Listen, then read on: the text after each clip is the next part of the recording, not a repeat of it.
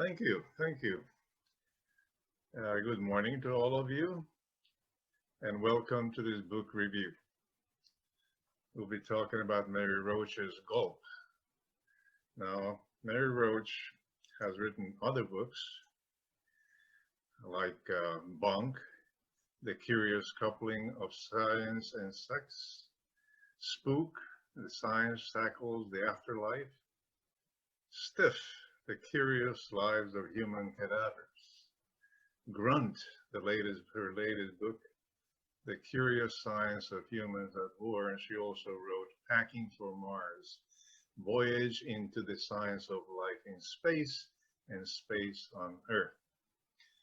But today we're going to talk about Gulp. Now this is a wild ride down the alimentary canal. It is scientifically correct, like most of her books, in fact all of her books. It is full of interesting details. At places, it can be disgusting, revolting, gross. I try to avoid some of those, but it's always funny. At times, juvenile-like medical student humor. So let's start at the top, the mouth. Her first chapter, nose job. Tasting has little to do with the taste. She starts by reminding us that taste is mostly odor, mostly smell, 80–90% smell, some visual, and the rest is tasting buds, and it is very personal. You must have heard, of course, the old saying, de gustibus non est disputandum, which means you can't argue about taste. And so you might remember this guy, the nose knows. He is the proof. He is the proof that smell, or the taste is in smell. Now, if the taste is so personal, how we talk about it? Well, we got some help. There are some professionals who taste different foods and things, tasters of beer and wine, olive oil, cheese, apples, you name it, everything, including pet food. Yes, there are people who taste pet food. Anyways, they are good for helping us talk about these things. For example, Wine Spectator has this review of how they classified wines. The higher the number of the classification, the better the wine, of course. So these tasters are good for marketing, obviously, but also because they create a lexicon and a protocol that help us talk about it and compare products. For example, with respect to wine, we talk about body and fruitiness and balance, complexity. And there is a protocol with wine, that we have learned from these people. You have to open it way before serving it. You have to let it breathe. You look at its color. You smell its aroma. You swirl it and then see how the wine adheres to the sides of the glass. And you taste it by first aspiring of the wine. So these are things that we learn from these tasters. And by the way, expectedly, she says that price is not a good indicator of good taste. Visual perception influences the assessment of taste. You may be fooled by the color of the food or the drink that you're consuming. You must have gone to someplace in a St. Patrick's Day and you're served green beer. You don't expect it to taste like beer, but it does. So it sort of fools you. Sound also may influence the perception of taste. The sound of crispiness and crunch in potato chips, for example, is very appealing. They signal the freshness, signal health. In fact, there is a patent, which is a system whereby snack foods or snack food bags have a downloadable code on the back with which you can play music. There are different musical pieces for the different products. Here's the patent. You see, you uplink the website, you put it against the website and uplink the website, you scan the code, you download the music clip, and then you play the music while you're consuming that product. There's an association of each product with each piece of music. And here it is.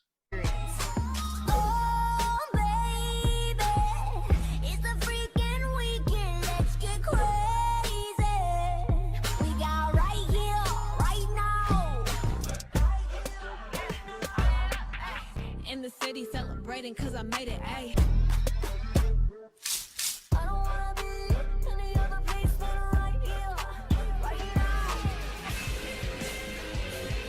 Flavor and music. This is an abridged version. So for the association that they want you to make with their product is the following. With the electric lime and sea salt, they say energetic and upbeat like the melodies and lyrics of pop music. With their product flaming hot and dill pickle, they say if hip hop was a flavor, it would be flaming hot. And for the kettle cooked classic beer cheese, they say a bold, exciting flavor that matches the incredible feeling you get when you listen to rock music.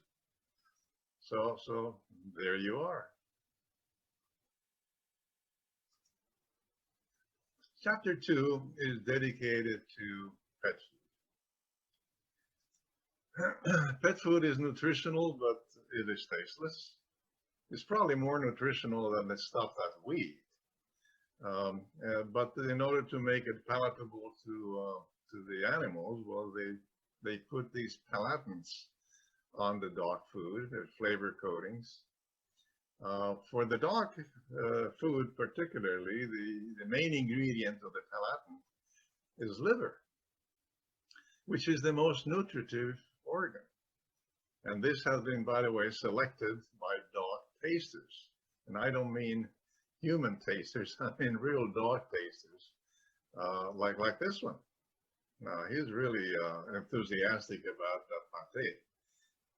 Actually, I think I would be too. It looks very good. So the development of taste appears to be evolutionary. In other words, the body has learned to desire things that are scarce. Wild carnivores eat the viscera first because it is the most nutritive. And so they develop this taste for important scarce nutrients, and so do humans. Humans develop the taste for salt, for high energy fats and sugars, which were scarce in the African savanna. And this may be the reason for the popularity of junk food. And also fatty foods. We love bacon. And my steak better have a piece of fat on it, otherwise it's just not that good. Chapter 3, Liver and Opinions. She talks about organ foods. Inuit, for example, not having vegetables in their menu, they eat organs for their vitamins and minerals. And this fits in with what I said before. The body sort of makes them desire to eat the organs first because that's where the nutrition is. So it tells us about an experiment that was done with babies. They were presented with different types of foods, minced or mashed. They were presented with fresh foods, vegetables, eggs, chicken, beef, liver, kidneys, brains, sweetbread, bone marrow. So guess which two were the most popular with these children? sweetbread and bone marrow. That's what they love most. Well, sweetbread is an organ, and bone marrow is fat. And by the way, I love bone marrow. It's just a great tasting snack. But children really change their likes, change their taste as time goes by. Parents really drive what kids eat. And so once they have gotten used to the parents' food, that is what they like. And so that is ingrained later on in their person. In World War II, meat was rationed, and the government tried to offer organs to the troops. They wouldn't go along with that. Well, because of the ingrained habits that they have of not eating organs at all, or very little. So the government tried it in a different way. They tried to convince the population to eat organs so that they can send more meat to the troops. And so one such attempt with pig's testicles was introduced by the hospitality food program at where? You guessed it, Ball State University, indeed. Strangely enough, this habit, it remained. And even today, people consume pig's testicles. There are these Rocky Mountain oyster festivals, many places of the country. But I suspect that they don't really go there and eat them because they like them. I think that it goes there because, well, it's a festival and because it's funny. Americans really don't eat organs, although the rest of the world does.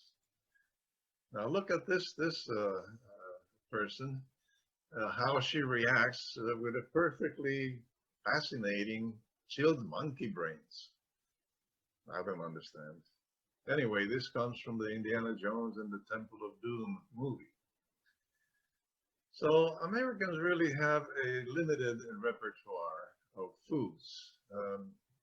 The average American eats 14 different foods. That's it. They're just set prejudices. No organs and no strange food, nothing like that. People really like what they eat rather than eat what they like. It's difficult to change these habits. In chapter 6, Spitz gets the polish. She talks about saliva. You know, there were two types, the stimulated and the unstimulated. The stimulated saliva, stimulated by food, of course, has two main functions. One is to digest food already. So digestion really starts in the mouth because this saliva contains enzymes that break down different foods. There's the amylase that breaks down carbohydrates. There's the protease that breaks down the proteins, and lipase for fats. The other function of the stimulated saliva is the adjustment of the pH. You must know that when you ingest, you put something in your mouth that is acidic, like, I don't know, orange juice or lemon juice, there's a surge of saliva. And that is to adjust the pH of your mouth. The other saliva, which is the unstimulated saliva, that flows constantly. And it has other functions, different functions. One is to remineralize your teeth.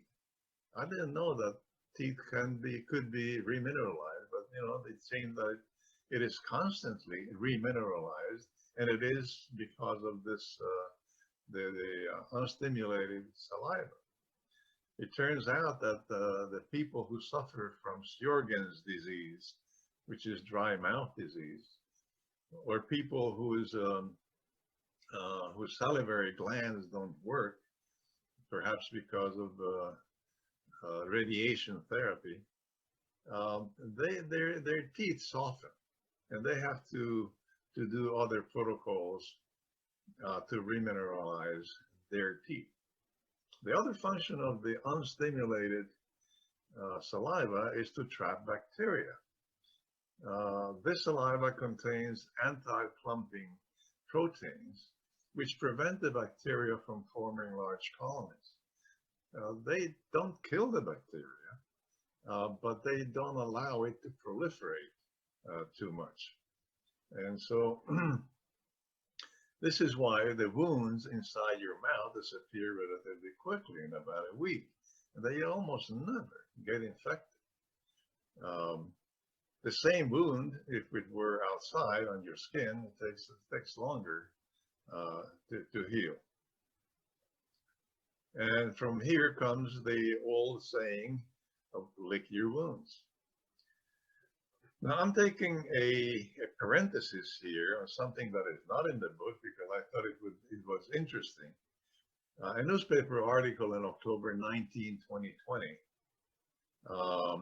just a short time ago, informed us that they discovered a new anatomical feature in the head, and that is two new salivary glands. We knew of the six, the two parotid glands, the two maxillary salivary glands, and the two sublingual salivary glands. So they discovered these two. So instead of six salivary glands, it seems that we have 8. To me, it's amazing that at this day of age, we're still discovering anatomical features in the human body, but there it is. Next, Mary Roach discusses what goes on in the stomach. A couple of centuries ago, a famous study on how the stomach works was done by Dr. William Beaumont, military surgeon in Michigan, with his subject, Alexis Saint-Martin. He was a Canadian, French-Canadian, so it's Alexis Saint-Martin, if you want to be correct about it. So poor Alexis Saint-Martin was accidentally shot in the abdomen. Dr. Beaumont saved him, but the way that his wound healed was very strange. It healed in an open fistulated passage, something like this. So everything is healed, but you could see into the stomach. And you could not only do that, you could take things out or put things in the stomach.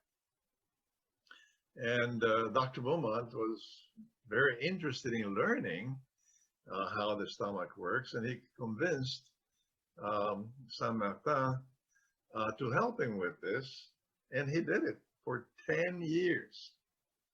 So he did a lot of experiments with Mr. Saint-Martin. Here is a famous painting by Dean Cornwell, 1938, which shows that in this particular case, he's taking material out of the stomach. Anyway, he determined a lot of things, interesting new things, such as the vegetables were digested more slowly than meat, such as the milk coagulated early in the digestive process, and so on and so forth. The 57 new conclusions, some of them really revolutionary. And today, fistulated cows are being used as standard tools for research in agriculture and veterinary.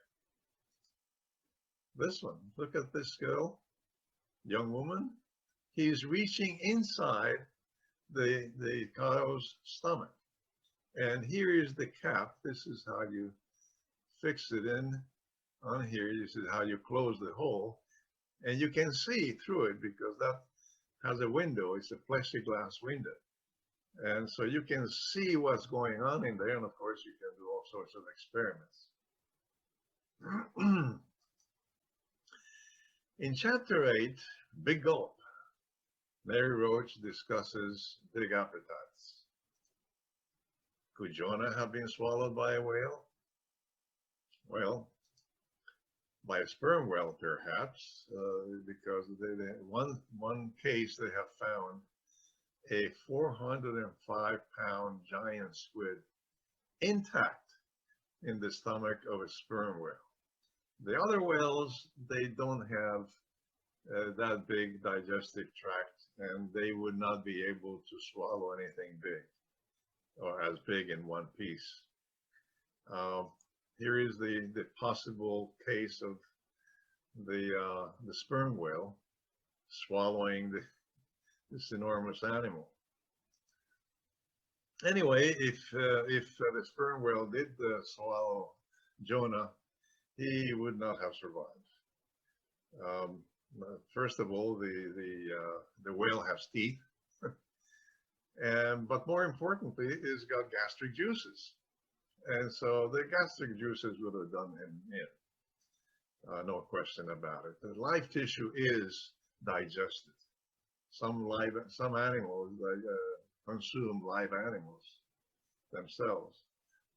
When I was a child in the jungles, I was attracted by a crying chirp, and I went and finally found that it was a frog that was emitting this chirp that was being swallowed live, of course, by a snake. We ourselves eat living things like oysters, for example, and they're consumed. They're digested. So if live tissue is digested, the question is, how come the stomach does not digest itself? Well, it does. And it regenerates every 3 days. Now, the digestion is a continuous process. But in some animals, it is just not convenient to digest the food. For example, with penguins, when penguins have their chicks, they have to feed their chicks. And sometimes they are far away from the open ocean where they can feed themselves. So what these penguins do is that they walk maybe for days and enter the sea and feed themselves, and then walk back to their chicks. And then they feed their chicks. Now, what do they do to not digest the food themselves?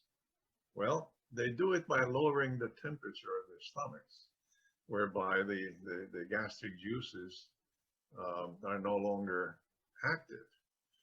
And so it's an interesting way of altering the digestive process. So how much food does an average person consume in one sitting? Well, the answer is about a pound. And what is the record of ingestion in one sitting?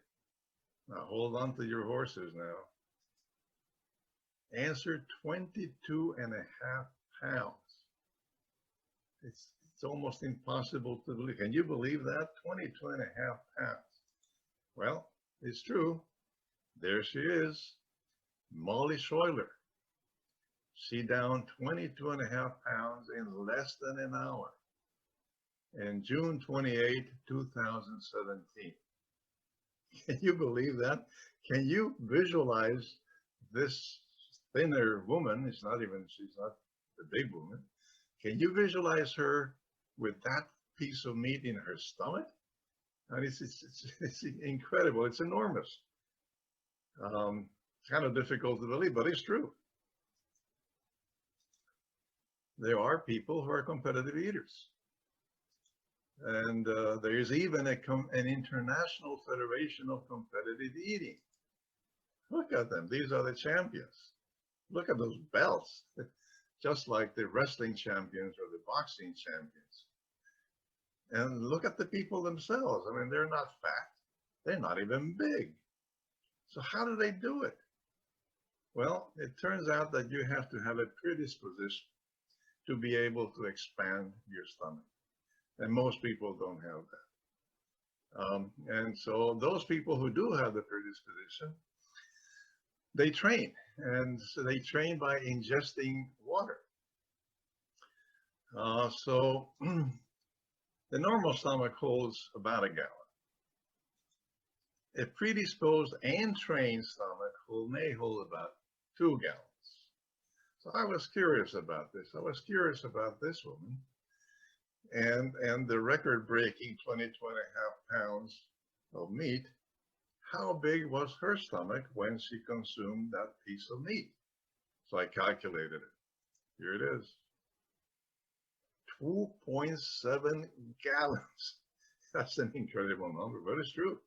22.5 pounds of meat divided by the density of the meat, 8.3 pounds per gallon. Her extended stomach after finishing that piece of meat was 2.7 gallons. That's incredible. Up there's the alimentary canal as a criminal accomplice is chapter 11. And she talks about transportation. Specifically, she talks about prisoners who commute to work. And there are a number of prisoners who are allowed to go out of the prison to work, and they have to come back and spend the night in prison. Well, they smuggle stuff inside the prison, in the rectums. There was one case, a prisoner in one go smuggled the following things. Oops. Smuggled in one go 2 boxes of staples, 1 pencil sharpener, 3 sharpener blades, wow, ouch, 3 jumbo binder rings. Well, he became known as OD, or Office Depot. But prisoners smuggled all sorts of things: tobacco, drugs, cell phones, medicine, money. I remember in the book Papillon, they made a movie of Papillon with Steve McQueen and Dustin Hoffman. Papillon was a person, he was a prisoner sent to Devil Island in South America presumably for killing somebody. And although the movie doesn't show this, but the book certainly does, that he smuggled money into the prison that way. It was a necessary thing to do for them.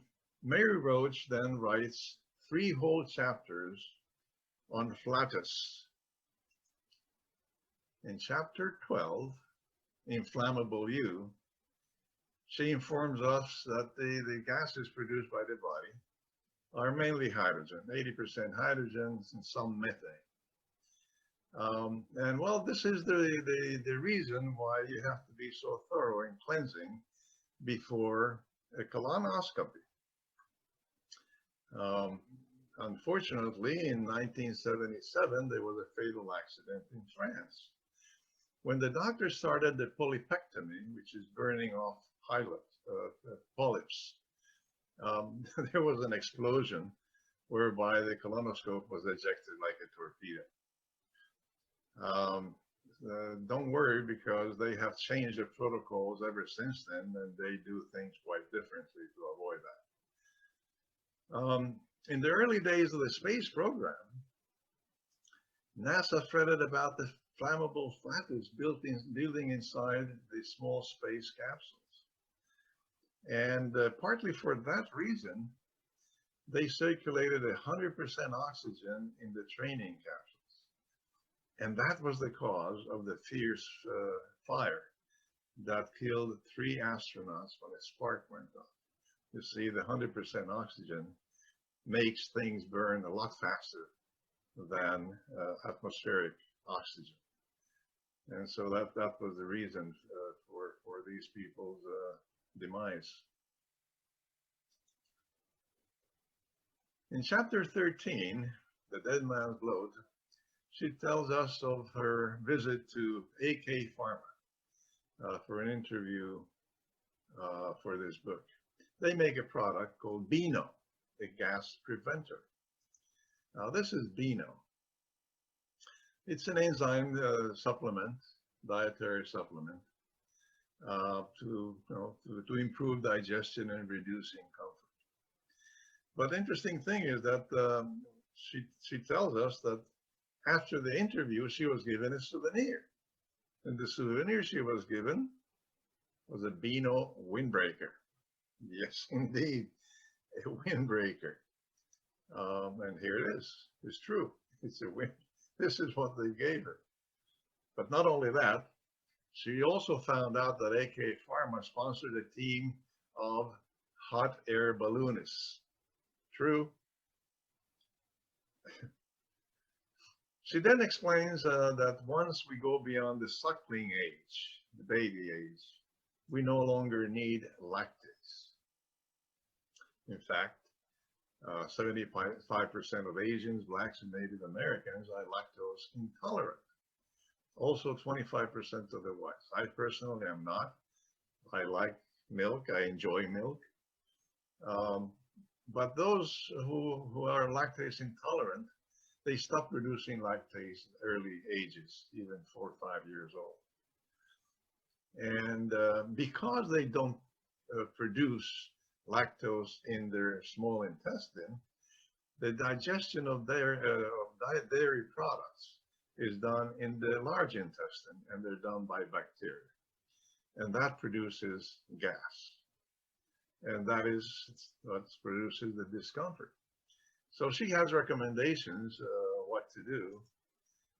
Recommendations for sufferers of chronic flatus: avoid milk products, or buy a dog, so you can blame it.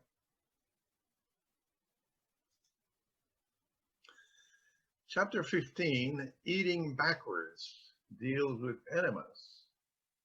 Now, enemas, as a way of feeding has been accepted by the medical community a long, long time ago. President Garfield was kept alive this way.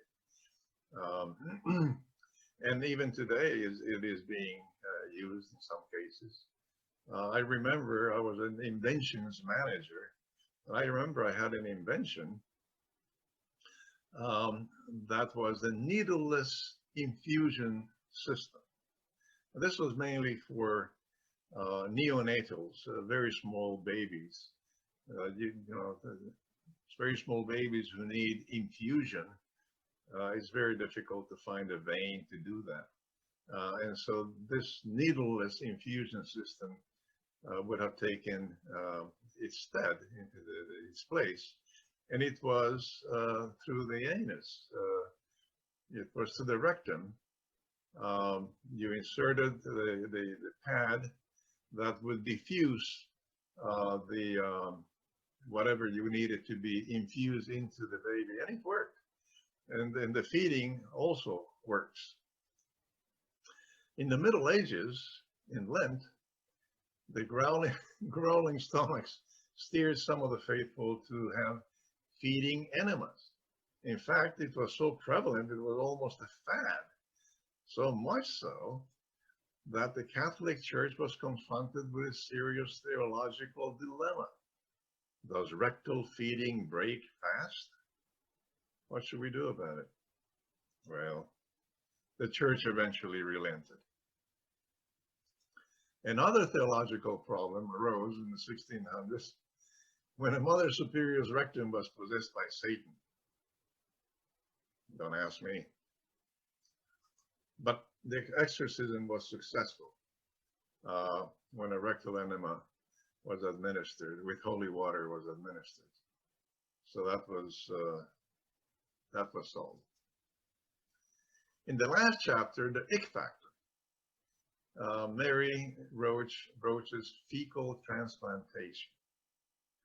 Well, as you know, humans have more than 1,000 species of bacteria in their gut flora, and most of them are anaerobic. That is, they don't use oxygen. They don't need oxygen. They die in the presence of oxygen. The composition of this flora is very personal and is stable throughout one's life. There are some good bacterial flora, like Escherichia coli, lactobacilli. That is the bacterium that digest dairy products, and bifidobacteria, and there are some bad ones, Clostridium difficile, Enterococcus fecalis, and Lampylobacter. Now, all of these are present in the gut, but they're present at different amounts or different ratios. And the bad bacteria are most probably very small amounts are present in the gut. But sometimes this balance may be upset by some circumstance. For example, the use of antibiotics. The antibiotics kill all of the bacteria, and then they grow back, but if they grow back in a different ratio, bad bacteria may prevail. For example, Clostridium difficile may prevail. And that is a real problem because that causes serious diarrhea, and it can actually kill people. 16,000 deaths per year due to bacteria difficile infections. And so what do you do in that case? Well, the solution is a fecal matter transplant to reinstate the proper balance. So how does that work? Well, a healthy person makes a donation. That material is taken to the laboratory. It is homogenized in a blender. It is filtered. And then it is given to a patient by colonoscopy. And that works. That patient's health is restored, and eventually his own flora is restored. In other words, the proper balance, the personal balance of the flora is restored. So it works. And perhaps because of that, there are some products on the market called probiotics. Now, probiotics are live organisms, which are claimed to provide health benefits when consumed by improving or restoring gut flora. Now, here's an example. Probiotic Acidophilus, 100 million organisms. That's true. However, probiotics are considered generally safe to consume, but not very useful. Why? Because they're aerobic bacteria, and your gut bacteria is mostly anaerobic. So, you may buy these products, but don't expect too much from them. And so, we reached an end, and I think I'll stop now. And so, thank you very much for your attention. Thank you.